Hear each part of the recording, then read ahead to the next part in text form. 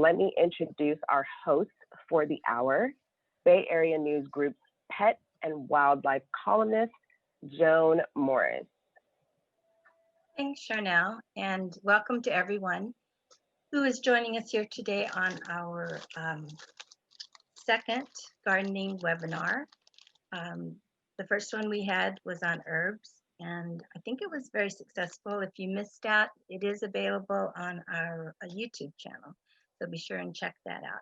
But today we're going to be talking about gardening, and it's sort of aimed at beginning gardeners or gardeners that just want some more information on how to maybe fix some issues in their gardens or expand their gardens or expand their garden palette. And I'm joined today by Florence Nishida from, she's a master gardener, a botanist, founder of LA Green Grounds. And did I say master gardener? Because she's one of those too. And Janet Miller, who is a Contra Costa master gardener. And she is the manager of the demonstration garden that we have called Our Garden. So I know we have an hour, but it goes by really fast. So I'm just gonna zip right into the topics. And I thought we'd start off first by, what are the first steps that you need to take when you're considering a garden? So I'll leave that, turn that over to Janet and Florence, whoever wants to start first. Okay, I'll jump in real quick. The first thing you want to think about when you're starting a garden is sun exposure. Your vegetable garden needs to be in the sunniest place in your garden. So in the summer, you need 6 to 8 hours worth of sun at a minimum, and that's going to translate to about 4 to 6 in the cooler months. So location, location, as they say, is really key to that. And then the next thing you want to make sure is that you've got your soil prepped appropriately, and that's going to mean lots of compost. And if you have existing beds, you want to make sure that you're amending with compost. And if you can get a soil test, so much the better. Next steps. The next step is trying to remember to plant the right plants at the right time. And so you can get a lot of information from our Master Gardener websites that we have planting calendars there. That's,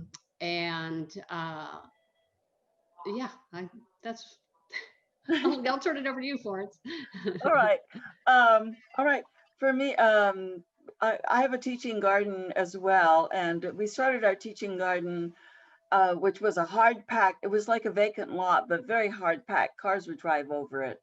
And so we broke it in, broke the soil up, and then we covered the thing with compost. And I agree with Janet, you have to introduce some organic material in the soil so that the soil has more breathing spaces. Roots need to breathe. And by providing the organic material, also you're providing food for the microbes that you want to accelerate their reproductive rate. Because there are always going to be some microbes in poor soil, but if you give them some food, which they need, then they can really generate a lot of activity and then bring back, nutrients to that soil. The other thing I would do is start out rather small. I know you may want to dig up your whole backyard to do a vegetable garden, but start out and give it a try first, see if you're going to be successful in it. I agree with Janet, when you're locating your gardening space, it's light, sunlight. That is the number one important thing. The second thing is, if you don't have a water line, a valve near that bed, then have a plumber bring a line in or something, because trust me, if the water isn't really right next to where you're growing stuff, you will forget to water. Yes, I'll add just 2 quick things to that. If you can, do an automatic drip system into your beds, that you're going to be way ahead of the game. I think that somebody had asked previously whether or not you can hand water, and yes, you can. It's really difficult to have consistent watering when you're watering by hand. And so you may be overwatering or underwatering, and it's very difficult to know. So if you can do a drip system, so much the better. And the last thing I will say is grow what you know you like to eat. Yes. And I think many of us have tried lots of things that, you see your seed catalogs, and then you grow them and you realize, oh yeah, I just don't really love rutabagas all that much, or whatever it is. So if you can grow what you love to eat, you'll have a lot more satisfaction when you're harvesting. I was just going to ask that because we're so blessed in California that we can, well, Florence can grow year round apparently, but we can almost, and it sort of seems like we can grow anything, but maybe we shouldn't. Maybe we should think about Well, what we're I'm doing. sorry, I have a slightly different take on that. And in our demonstration garden, and I agree with Janet, I usually tell people and students, number one, grow the thing that you really like to eat. And so you'll have it right there at home. And then secondly, grow something that is really easy to grow that maybe you haven't tried. Give it a try. And there are lots of things we introduce people to in our garden that are not in the supermarket. New Zealand spinach, for example. Malabar spinach is another. There are fabulous Asian vegetables like the mustards that are really easy to grow. And I strongly encourage people to do that.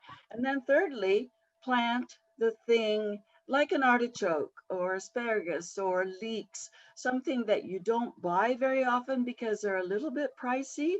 Well, if you have them in your own yard, that is marvelous. You can have it anytime you want. Great. Well, I'm going to turn to some of the questions that we have. And seems like we've gotten a couple of questions about when is the right time to spray for peach leaf curl. Is now? Before the trees start to put their leaves on. So now is definitely the time to spray for peach leaf curl. I'm too late. I'm too late. And do you do it multiple times throughout the year? We do it twice. Twice. Out at our garden, we do it twice. Okay, we do it once before the buds break. But we've had an unusually warm winter. So things are, my plum tree was in blossom 3 weeks ago. Wow. Completely wrong. Yes. Okay, Juanita Hicks asked, I had several varieties of peppers and none of them produced last year, though all flowered and seemed to grow well. Any thoughts? Peppers need a lot of nutrients, I find. So they do well when you first plant them, whether in the pot or in the ground, and you are fertilizing and providing compost. But in about, 3 weeks, about every 3 weeks during the summer period, down here anyway, it's good to either side dress with compost or add a little more, I'd say 5-5-5 maybe, or 5-7-3, something that is not high in the nitrogen, but higher with the phosphorus and potassium. And then they won't flag because they put a lot of energy into making those first fruit. The other suggestion I make with peppers is don't wait for your peppers to get to be supermarket size. Once they get to be, relatively well formed and so forth, you want to pick that first one, because a plant goes through a cycle where it is trying to produce seed, and it has to produce the fruit, the pepper first, to have the seed. So if you leave that first pepper on the plant is going to think, oh, I've done my job, did the seeds. And then it gets kind of lazy and doesn't want to do anymore. So you pick that first pepper and then it starts making more blossoms, and then you'll increase your yield. The other thing about peppers is they want a lot of sun. And for the hotter the pepper, the more heat they want. They'll do better with more heat. So 2 things, make sure they're in the sunniest part of your garden, but secondly, don't crowd them, because if they're crowded, then the flowers on the inside of the plant don't get enough sun. So definitely feed them regularly and give them lots and lots of warmth and sun. Talking about sun, we have a question from Anthony. He says, the sun in our area is very intense in the summer. This past summer, I had to shade my vegetables.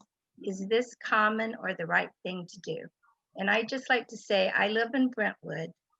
I moved here 3 years ago. My backyard gets full sun from sunrise to sunset. And the first 2 years, I burned a lot of my produce. Last season, I grew under a shade cloth and had the best year I'd ever had. So I think it's okay, but let's ask the expert. Yes. Could I Go ahead. speak to Go that? ahead, Florence. Because the San Fernando Valley, I think you know where that is very, very hot in the summer. And it begins, you know, fairly early in late spring and then goes all the way through to about, I would say October, end of October, even mid-November. It's hot. It's in the 90s, and this year was over, you know, 112. And so you absolutely have to grow with some shade. I find too that a nice way to get seedlings to come up and develop is to take a piece of window screen, you know, that supple window screening you have. Just cut a piece that can lie across your bed and just lay it over there, and it doesn't cost very much, and that will keep those from burning. And then later, as they grow, you're going to, you know, want to do more screening. Yeah, I'll add on the whole shade cloth issue. First of all, no more than 50%, no more than 50% shade cloth. So that means it's going to block out 50% of the SUV rays. If you do any more than that, then your plants are going to be stunted because they won't be getting enough sun. So with that, planting or putting shade cloth over young seedlings, if it's really warm, is a really good idea until they get established. We don't tend to have to shade our tomatoes. We let them have enough foliage that the foliage protects the tomatoes so they don't tend to burn. However, with sweet peppers, we always shade our sweet peppers. So if you've grown sweet peppers and had them get sun scald, they get those, you know, kind of burnt marks on them. That's very, very common. And so covering them with shade cloth totally takes care of that. We have found that we never really have to shade our hot peppers. They don't tend to burn in that same way. So it's kind of varies from vegetable to vegetable, but if you're noticing some, certainly on your leafy greens will appreciate some shade cover, and you can check it out. We never, for example, have to shade our squash or cucumbers. So some things are going to be more susceptible to burning than others. Yeah, I burned my beans. You burnt your beets? Yeah. No, beans. Oh, your beans, really? Yeah, Wow. because they're hanging in the air. Yeah. But squashes are making their own umbrellas. Yeah. Yeah, that's right. So when we started our garden, I believe it was in 2009, one of the first classes that we had was on double digging. And we had people out there digging up our clay beds. It was not a fun or easy thing to do. But Mary asked, what do you think of the new no-till philosophy? I know Janet has very strong opinions about it. Yeah. So we have moved from double digging, which is very, very hard labor and goes down 24 inches. So we're disturbing the soil 24 inches. We went from that to using a broad fork, which goes down about 18 inches and is just like a garden fork, only bigger, and just loosens the soil. And now we have completely adopted a no-till method at our garden. Now, what I'll say is that works in these beds because they have been established. When we first got to that site, like Florence, it was hard as a rock, and there's no way you could have planted on there with a no-till method until we actually got it loosened up. But the key to no-till is you must be growing plants in that bed all year round. You can't leave it sitting, because again, it's about maintaining those populations of microbial life, right? So if you're not ready to grow a crop for food, then put in a cover crop. So if we can keep that going, and then you're always going to be adding compost to it when you're switching out your crops. But we have had incredibly good luck with no-till. We also are very careful to rotate our crops, and we try to mix crops within, so that we have a diversity of plant roots, a diversity of crops above ground for the bees and the insects and the birds, and a diversity of roots down below, because all that microbial life doesn't just want to eat one thing. So we try to make sure that we are mixing our crops together. We interplant, yeah, so I'm a fan of no-till. We do a lot of mulching too, you know, and in the spring, I might bring in alfalfa and layer a mulch layer there. And because we do have much warmer weather down here, and even in the late winter, we can have intense sun.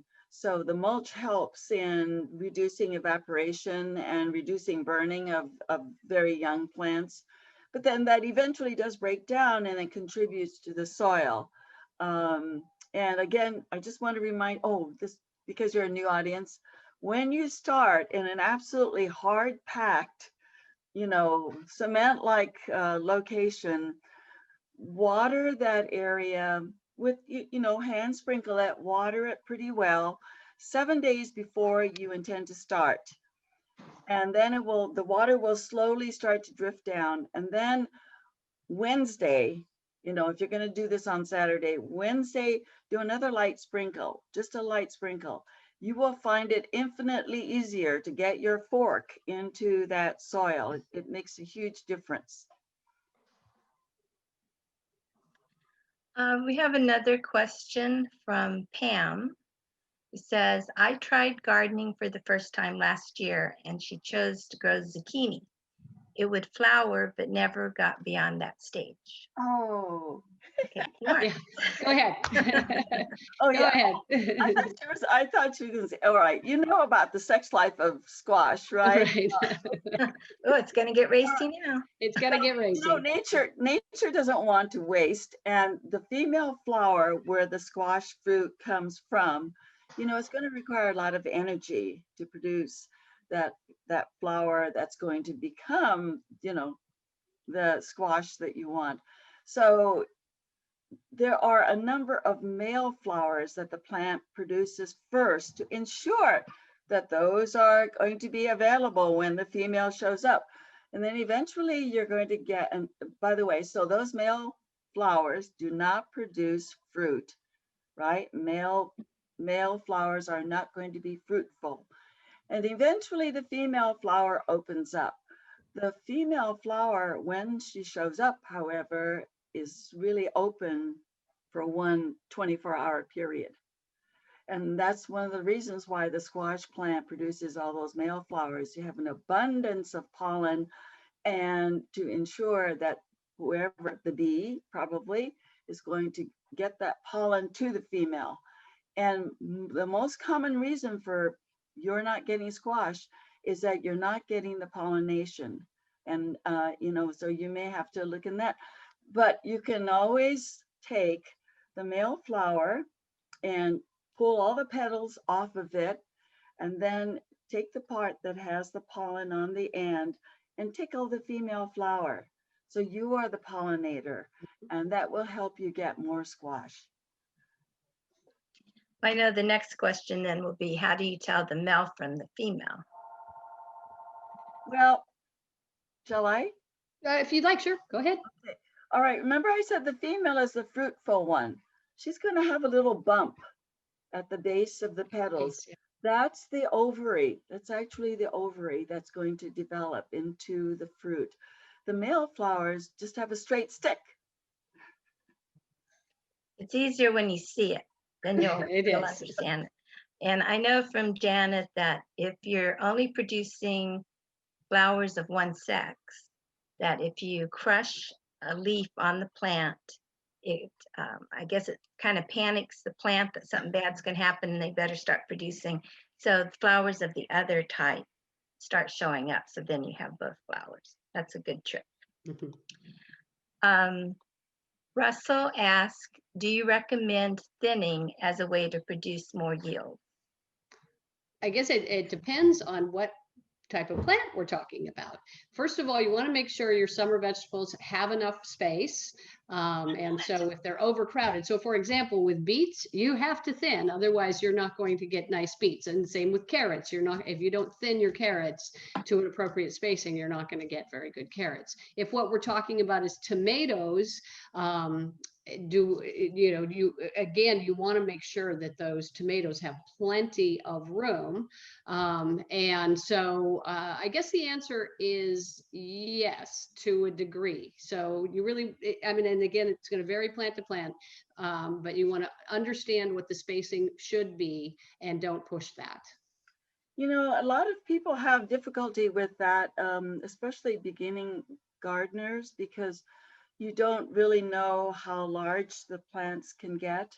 And so they'll plant something like cabbage really close together, not realizing how large a cabbage head will eventually get. So when you think, as Janice suggested, carrots and beets, think about what size the beets are. They're going to be about 2 or 3 inches wide when you want to eat them. So you want to have them at least 3 inches on center apart from each other when you're growing them. Yeah. Well, and like Florence mentioned, for example, there are some cabbages, Copenhagen cabbages, that can have a wingspan of 2 feet, so or more. So you definitely you want to understand how large that particular variety is going to get, and give them enough room to get there. Yeah, thinning can be hard. You look at all these. Oh, look, all these seedlings I'm growing. I'm going to have so much food. Well, if I take out some, what happens if these others die and then you don't have anything? So trust it's called me, tough love. I feel your pain. So Daphne asked, how important is it to start seedlings inside? It's time consuming and she isn't sure if Marin climate requires it. So we'll let Janet take this one. Okay. Well, first of all, you don't have to start seedlings yourself. There are vegetables are readily available at nurseries and all kinds of plant sales throughout in the springtime. So if you don't have the time or energy for it, you don't have to. You're going to be able to find those seedlings readily, easily. There are certain things that have to have heat. So for example, if you were trying to start tomatoes and peppers and eggplants outdoors right now, you would have very poor luck. It's just too cold. And Florence, you're going to have a different answer than I do because of your temperatures there. But in the Bay Area, those things need heat. And not only do they need ambient heat, they need soil temperature heat. So for those types of plants, we start those on heat mats in a heated greenhouse, and they do well that way. Mm-hmm. Other types of things, so you could easily start leafy greens indoors if you wanted to. Those would start easily. You want to make sure though that they're getting enough sun, because indoors seedlings can get really long and leggy and then they don't do particularly well in the garden. Right. Another trick I find, because yeah, you're right, our temperatures are slightly higher here, but still the light is really important. So the main problem with starting indoors, unless you're using a grow light, is that you may have a few hours of sunlight in the morning, for example, but the whole rest of the day is in shade, and your seedlings are not going to be very, very happy. So one thing I would suggest you do is that if you're starting it in a seedling tray, then get one that has a plastic dome over it. That will really increase the warmth in that tray, even if you're doing it inside. And if you're doing it outside, it protects it from the cold winds that come down at night. So that's what I've been doing. What are some seeds that you can safely sow into the ground and without having to create seedlings? All right, I tell my students, If it's a large seed, so beets, peas, beans, squash, anything that's large enough that, it's a quarter of an inch, in diameter, those should be started in the ground. You don't really need to start them in a starting pack. And it's the other finer seeds like lettuce seeds, those that are easily washed away when you're watering the garden or drying up. Those are the ones probably are better for starting indoors. Um, that's my general rule. I think that's a good rule, and definitely the big seed, we call them the big seed plants.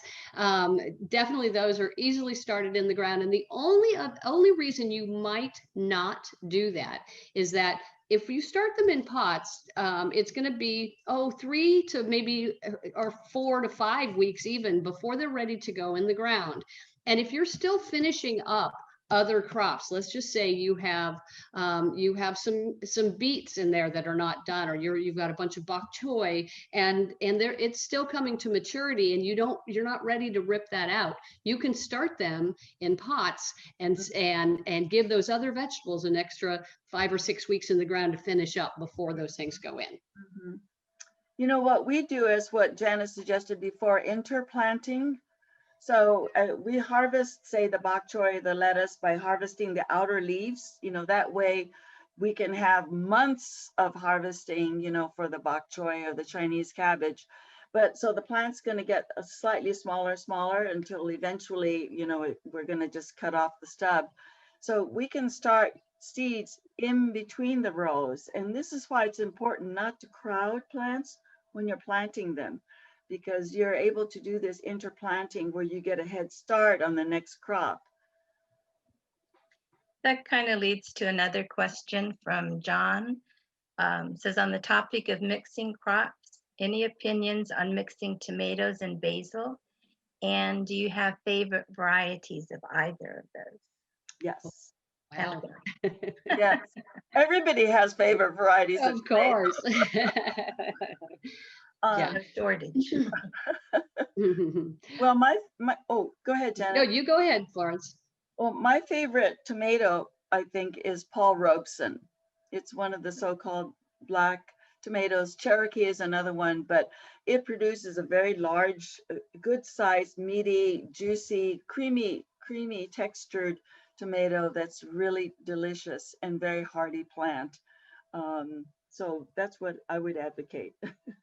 So I have several favorites, of course, and some of them are hybrids and some of them are heirlooms. I grow a combination of both. Heirlooms can be a little bit tricky and sometimes don't produce as well as hybrids. And so in order to make sure I have plenty of tomatoes, I do some of each. And one of my absolute favorite hybrids is a tomato called Chef's Choice Pink. It is a beautiful red pink tomato, produces tremendously, is disease resistant and delicious. A couple of my favorite heirlooms are Vorlon and Carbon. They're a little bit unusual. We always sell them at our sale, but there's so many really wonderful tomatoes. You almost can't go wrong. But my favorite cherry tomato has a rather unclever name. It's called Large Red Cherry, and I get the seed from Seed Savers Exchange. It is by far my favorite cherry tomato. And so there's that. And as far as mixing with basil, perfect. In fact, at our demonstration garden, we basically circle our tomato beds with either basil or parsley. And we just harvest that right along. Right. Yeah, absolutely. Basil should be planted next to tomatoes. You're going to go in and harvest your salad all at one time. And I think, I've tried different basils, and I really, frankly, like this standard Italian sweet basil, the Genovese. Yeah, Genovese. I agree. It's really the best. Somebody asked for me to repeat that variety of tomato. It's Paul Robeson, Robeson. He's the opera singer. And we'll have it for sale at our sale. Great. And then I usually tell people, if you have a small garden, you only have room for one tomato, I generally tell them to plant a cherry tomato because it will give tomato for many, many months. Here, we can be harvesting tomatoes into October, And Sun Gold is a reliable one, and that's a hybrid. And the other one I discovered a few years ago is called Juliet. It's a grape. It's a red grape tomato, and it's absolutely sweet and flavorful. Well, and I'll add, I'll just add one more thing. If you're going to grow only one tomato and you want a slicer rather than a cherry, believe it or not, I would grow the very common early girl. It has actually been, it is a hybrid, but it has been around so long, it actually now qualifies as an heirloom. It has been a stable variety for well over 50 years, and it is a hands down reliable producer. Well, this talk about different varieties kind of begs the question, where do you get these? I mean, if you're used to buying your seedlings at like Home Depot or Lowe's, you can get an early girl, but the variety is limited. Where would you suggest people go for seedlings? Do you have Tomato Mania up there? No. Okay. We have an event that was started by Steve Goto, 10 years ago. It's called Tomato Mania, and he would be delivering, many, many varieties of tomatoes to various garden centers. And then we also have a good, let's see, what is their name? They're in the Valley, and they also do a Tomato Mania. But that'd be great if you had something like that up there. Well, I will say that most of the counties in the Bay Area, the master gardeners have an annual tomato sale, and they all have lots and lots and lots of varieties. So you want to check the master gardener websites in your county to see. And this year, all of those sales would, fingers crossed and everything comes together, all those sales will be, you'll order online and you'll come through and pick up. But the better garden centers are all now really hip to the fact that that people are very into gardening. People love their tomatoes. So the better garden centers generally have a nice selection of tomatoes, both hybrid and heirloom. There are a couple of questions in the chat, Joan, that that one person is suggesting a garden center. Annie's Annuals. Yes, she says they have a great variety. Yeah. Well, while we're on the subject of tomatoes, Barbara asks, or she says that she's moving to raised boxes, raised beds. Does she need to keep squash separate from tomatoes? And how long can I keep tomatoes in the same box? 3 years? I would say 2. I would say no more than 2. Yeah. And if you're, depending on how large your bed is, if you've got tomatoes on one end and squash on the other, I mean, some varieties of squash are going to be enormous. Some are going to be a couple of feet. So you just don't want to crowd them. Just make sure that you give if you've got heirloom tomatoes, you need to give that plant 4 feet. And your squash, you need to give them a minimum of 2 feet. So just make sure that there's not a problem with mixing them per se. You just don't want to crowd them. Yeah, and they are not the same family. Tomatoes are in one family, Solanaceae, and the squash are in the cucumber family. So you're not going to increase the possibility of disease. But if you keep the tomato in that same bed for more than 2 years, you might risk that. Right. Yeah, got to rotate your crops, even if your farm is very small. Exactly. Jenny asked, what do you use for mulch? Well, that depends on what you have on hand and what you can get your hands on. So wood chips, mulch is basically anything that you put on top of the soil. So that can be wood chips, that can be straw. Make sure it's not hay that has hay seed in it, but straw. I like Florence's idea of alfalfa. I think that's a terrific idea. You can use leaves, dried leaves from the prior year, or you can use your compost. Mm-hmm. Any of those things work as mulch. Mm-hmm. When you're getting woody mulch, there are some problems with bark beetles all through the state. And apparently the bark beetles wouldn't be a problem in infecting another tree if the pieces are relatively small. That's the latest guideline. there are landscape, there are tree trimmers all over the place, and many times you can just contact them. Or if you see a tree trimmer in your neighborhood trimming somebody's tree and you're pretty sure that tree is not diseased, you can ask them if you could have the chips, the wood chips, and they are happy to drop it off in your driveway, you know, or on your front yard, because it saves them the dumping charge. So they are a great source. You just want to check and make sure of what they're chipping up. Okay. MM asked, what is your opinion on planting fruit trees on mounds if we have clay soil? And also, can you recommend some mulch? Lowe's and Home Depot have mostly bark, and is that good mulch for clay soils? And they're in the South Bay. Planting your fruit trees on a mound is a good idea. But you want to incorporate in that mound, you want to make sure you're incorporating native soil. So you don't want to plant your tree in some new introduced soil, and then you dig a hole, but then you fill it with some other kind of imported soil that's nice and soft and fluffy. Here we have heavy clay soil. What happens when you do that is your tree thinks it's a pot, and you can risk the roots girdling that tree. So you want to make sure that you are making that mound out of your native soil, loosen that area so that the tree is going to extend its roots out rather than wrap them around. And I think that tree bark, again, I think we covered that in the last question for mulch. This is what we usually do, and good guideline for planting any kind of a tree is twice the width of the root ball and once the depth.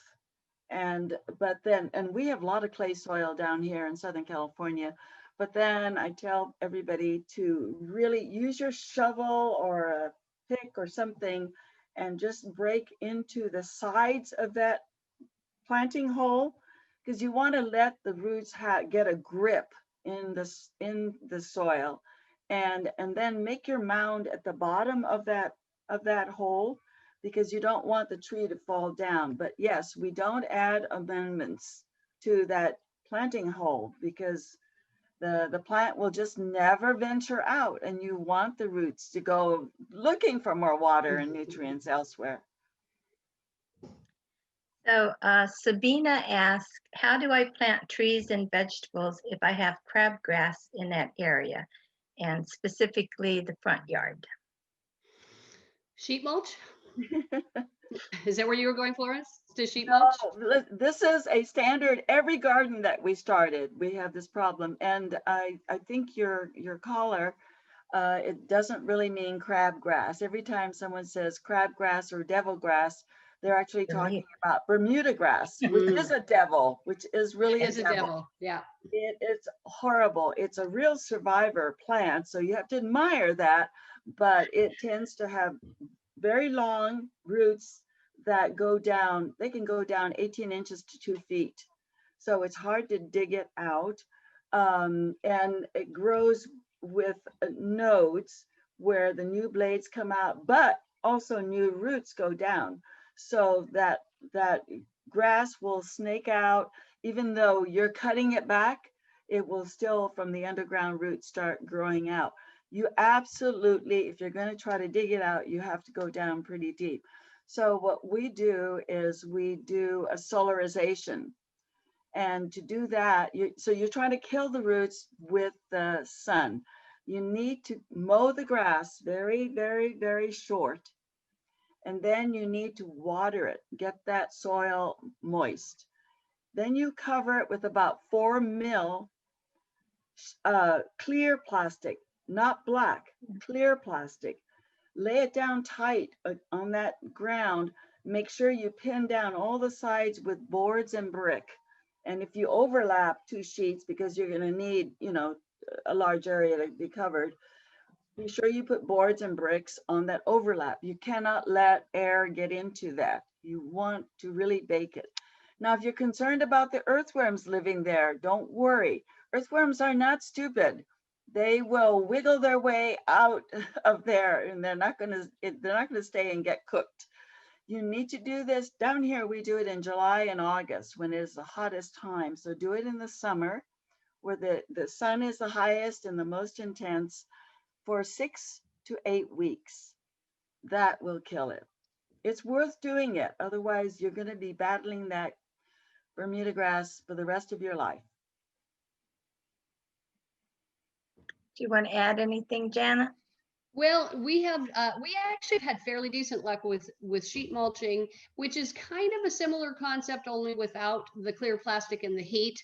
Basically, what you're doing is putting on, you put down a layer of cardboard, or in some cases we do burlap. We get the empty coffee bags from the coffee roasters, and we'll put down a thick layer or a layer of burlap, or again, thick cardboard. And then we cover that with a very thick layer of mulch. Typically, it's going to be wood chips from one of the tree companies, and we just let that sit. And that will suppress. It's not going to kill the rhizomes from the Bermuda grass in the same way that the heat does, but it will. That's a thick enough layer that it's going to keep it from coming up for a good long time. And so we've had pretty good luck with keeping it at bay in that way. I grew up in New Mexico, and our lawns were all Bermuda grass. They look terrible in the winter, but great in the summer. Yeah, Exactly. right. I'm not sure I'm going to pronounce this correctly, so feel free to laugh. I have a question about my chayote. Chayote. Never fruit. Yeah, It is chayote. 1 year old. So Oh, Jackson's fruit. That's rare. The chayote. Do you have enough sunlight for the chayote? It does need sunlight, and you can start with fertilizing the ground, at the beginning when you plant it. But it's probably the sunlight. And are you giving it enough water? Because it is capable of becoming a very large plant. I mean, 10, 20 feet long in 2 directions, and it's capable of producing 40 to 50 chayote fruit. But it's going to need your help. So you make sure there's enough water and start out with fertilizing before you plant. And support for the plant. Yes. So Cheryl asked, what veggies should I be planting now? Mm-hmm. Yeah. Well, I think because we'll have 2 different. We may have 2 different. Well, it's not. Yes. You can probably already buy tomato plants. It is definitely too early to plant tomato plants. Right. So right now you can plant leafy greens, all kinds of leafy greens. There and like Florence was saying earlier, there's so many wonderful Asian greens that you probably never tried. Kitazawa Seed Company is really sort of an exciting place and catalog to look at to try 100 different greens. But anyway, you can plant greens now. You can plant onions now. You can plant certainly cabbages. I like to grow Napa cabbages. They're a little faster than the market cabbages, the Copenhagen type cabbages. Those are great. Beets, carrots.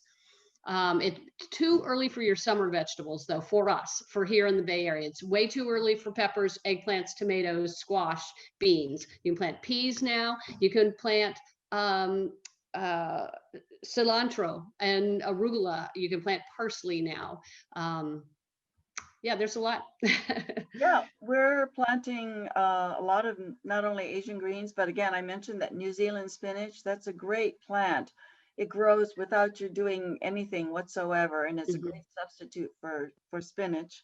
And also here, it's too early to plant tomatoes and the summer fruiting things, and you don't really need to. I mean, you have so much good food in the fall winter crops that don't worry about it. Remember, the temperature, even though it can be very warm in the day, if the night temperature doesn't get above 50 degrees, the tomatoes and peppers and even green beans are not very happy.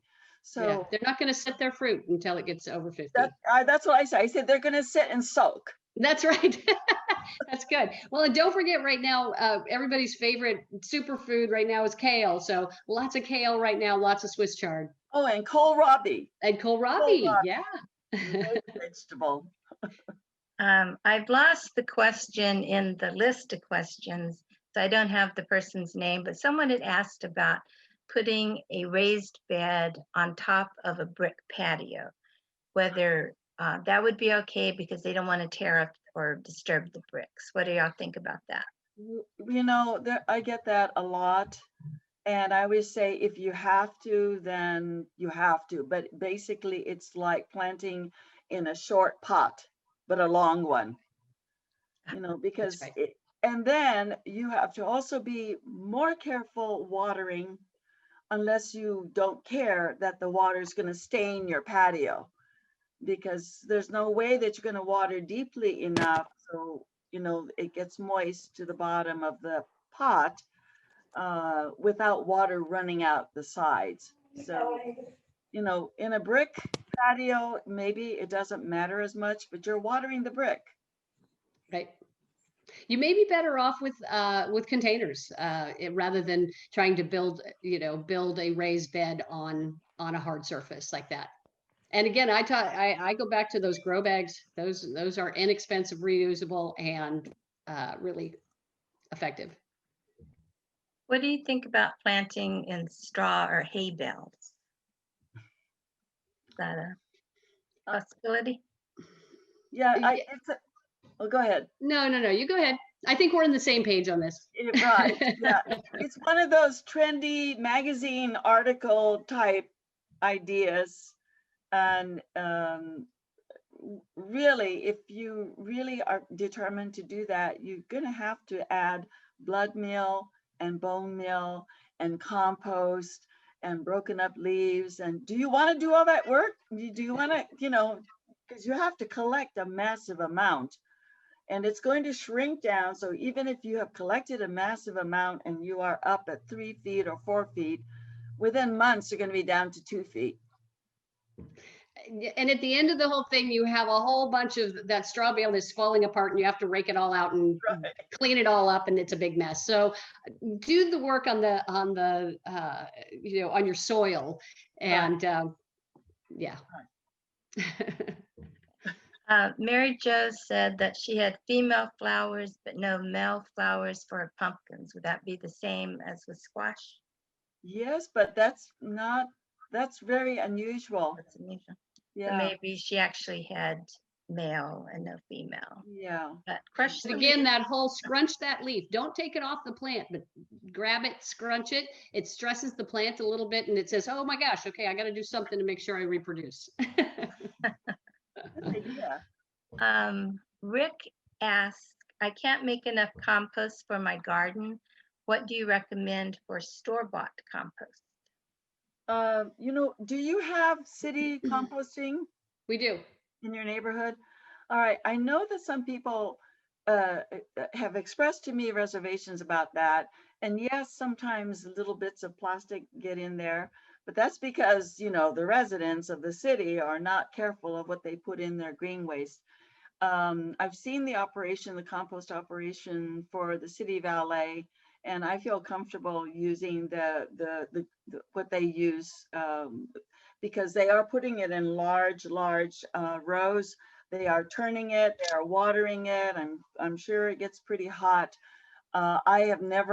We've put in lots of gardens using that city-made compost, and we have not had any problems with it. So that is free, by the way. Mm-hmm.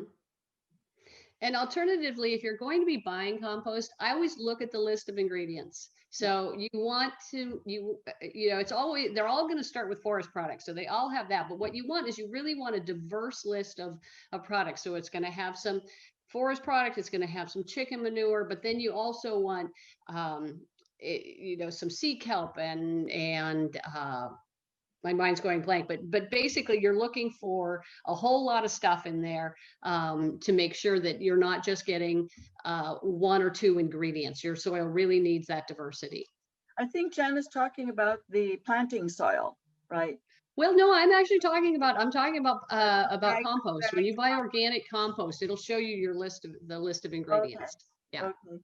Yeah, I was going to tell, if somebody raised the issue of planting soil, I was going to mention that if the first ingredient is forest products and you're going to use it to make your soil as planting soil, it's going to disappear really quickly.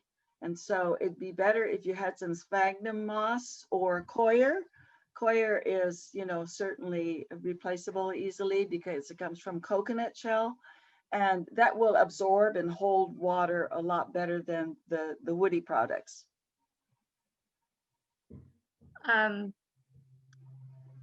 Samantha asks, can you please suggest what is the best way to keep the green worms off the tomato plant? Is it neem oil, water spray, or do you have other suggestions? I think they're talking about the dreaded tomato horn. The Hornworm. tomato hornworm. Yeah, right. Well, you know, my remedy, our insect control in our teaching garden is vigilance. And that's what I tell all of our volunteers and students. You have to be observant about your plants. And this is why, if you're a beginning gardener, I'd like to see you hand watering, because then you are out there in your garden and you are close to your plants, so that you visualize something that's different about your plant. And that's your clue that you need to pay attention. So if one branch is suddenly drooping like this, there's something going on and you need to find out what it is. And you'll find that out with that tomato hornworm, because it is capable of taking down an entire branch or eating up an entire tomato. And as soon as you find it, you got to pull it off or cut it off and get rid of it. The other good reason for preparing your soil in the fall, I find too, is that you're going to find grubs in the soil. And then there's the pupa, the tomato hornworm pupa. You'll all recognize it easily. It's brown and it has a jug handle. And so when you find that in your soil, you want to be sure that goes into the trash and not in your compost. Yeah. You'll know if you're starting to get tomato hornworms, and I totally agree. You have to observe, you have to watch your plants, and hand picking is how we control tomato hornworms. We just pull them off by hand and we destroy them. But you'll notice sometimes you'll see little black droppings around on the tomato, or you'll see a hole. That's your clue that the hornworms are around. And so you really want to start looking. And because they're the same color as the branch, you have to look quite closely to find them. They are incredibly well camouflaged. Oh, they are. I've been told that if you go out at night with the black light, that it. Have y'all heard that? I haven't tried it because I can't find a black light. Before we move off the subject of tomatoes, I wanted Janet to give her recipe for how to plant a tomato plant. Oh, well, so this recipe really comes from Love Apple Farm in Santa Cruz County. It's on Highway 17. And I've noticed that somebody in the chat had mentioned that they have a big tomato sale in Watsonville every year, and they always have a ton of varieties. So if you're down in the South Bay, that might be a good place to go. So you dig your hole nice and deep. You're going to bury your tomato. So if your tomato, the plant itself is this high, you're going to bury that stem way up here. So you're going to bury that stem because with tomato plants, they will grow roots all along that stem. So you're going to want to make sure that you have a hole deep enough to really bury that and just leave a few inches of the plant up above ground. And then into that planting hole, you're going to put a couple of handfuls of compost, and you're going to put a handful of worm castings, and you're going to put, now I'll see if I can remember this off the top of my head. Then we put a handful of an organic granular fertilizer, Dr. Earth, an EB Stone, something like that, but a veggie fertilizer. And then we will add some bone meal. Okay, a handful of bone meal. And let me see if I'm forgetting anything. And then we're going to add a couple of aspirin. And the aspirin is salicylic acid that is said to, that has been found to boost the immune system of plants. So you put all of that stuff in the bottom of your planting hole. You're going to mix it all up, and then you plant your plant, backfill it with soil, make sure that you've got it nice and deep filled up. You want a little well around the base of the plant so it'll hold water. And I always start, when I put those plants in, I always put a stake in the ground and immediately tie that plant to that stake. And as it starts to grow, in order to make sure you've got it going nice and straight up and continues in that direction, get the stake in early so that you're not fighting with the plant later to try and get the support in. So Joan, you've heard me talk about that recipe many times. Did I remember all the ingredients? Did you say a good tomato fertilizer? Yeah, the veggie fertilizer. Yep. Yeah, I agree with Janet on all of the ingredients she puts in, and putting the stake in. That's something that even experienced gardeners forget. You get busy and you're planting things, and same thing, stake peppers. Even though you've got starts and they're very small, stake them at the beginning, because you will forget, and then one day you find it lying on its side. If you don't have deep soil, because maybe you're planting in a box, then another thing you can do to bury that tomato stem is to lay it down in a horizontal. Just make sure it's a few inches below the surface, and the tomato will make more roots.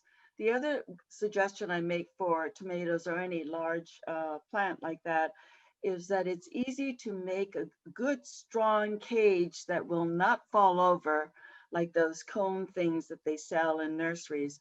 Just get some concrete reinforcing wire, that has openings that are about 4 or 5 inches wide. And then make a cylinder, make a cylinder, figure out what diameter you need, and then tie the wire ends together and put a stake there. And that absolutely will hold the most, rambunctious tomato you have. Right. Well, we still have about 300 questions that are not answered, and we've just about run out of time. So I just wanted to let everyone know that hopefully we've gotten all your questions saved, and I will be doing an article that will answer, hopefully, the unanswered questions, and people have asked for like the websites for the various master gardeners around here. So I'll include all that information too. So keep an eye out for that. It will run in Eat, Drink, Play section of the paper and online. But I just wanted to say a quick thank you to everyone who joined us, and to Janet and Florence. Again, if you have questions that a master gardener could help you answer, then Google master gardeners and your county, and you'll get the website. They have a help desk. All of the master gardener sites have help desks, and they are really terrific and very happy to help you. You can also reach Florence at lagreengrounds@gmail.com. I also wanted to let you know that very soon, possibly next week, maybe not quite that soon, we'll be launching a new newsletter called Flora and Fauna. And it'll be a combination of gardening related articles and the Pets and Wildlife newsletter that I already do. And if you signed up for this webinar, which you did, I believe you'll get an invitation to sign up for the newsletter, and it is free. So keep an eye out for that. And if you have topics for other webinars, I know some people have asked about flowers and more ornamentals that we didn't cover, because this was, we focused on vegetable gardening. That might be one that we could do. Succulents, specific like roses or something. But anyway, just I think you'll find an email that you'll be able to provide that information to. And I think that was all I had.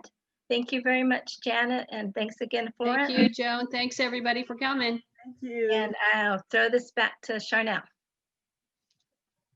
All right. Well, thank you guys so much for joining us.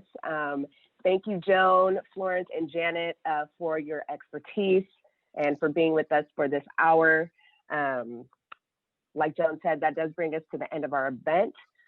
We do have the survey. It should be popping up right now. So please take a couple of minutes just to fill it out and to let us know how we can better serve you with our Newsroom at Home events.